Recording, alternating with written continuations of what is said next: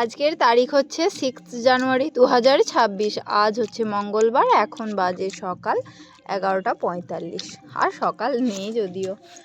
এখানে হাজব্যান্ডের দুপুরের খাবার দিয়ে দিয়েছি, ও খেতে আরম্ভও করে দিয়েছে। আসলে আমি এত লেটুস যে আগে আর ভিডিও করা হয়ে ওঠে না। এখানে দিয়েছি ভাত, হাঁসের ডিম সিদ্ধ, পুঁই শাক হচ্ছে পুঁই মিচুরি, মূলো শাক, শিম দিয়ে ভাজা।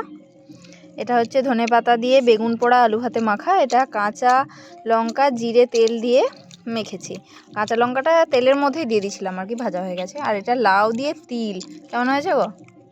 ভালো হয়েছে, আমাদের তো খুব ফেভারিট। আর এটা হচ্ছে ফুলকপির তরকারি। আর এটা হচ্ছে কুলতো পাতার ঝোল। কুলতো পাতার ঝোলটা শুধু নুন আর হলুদ দিয়ে, হালকা হলুদ আর একটু নুন দিয়ে সেদ্ধ, আর কিছু দেওয়া নেই।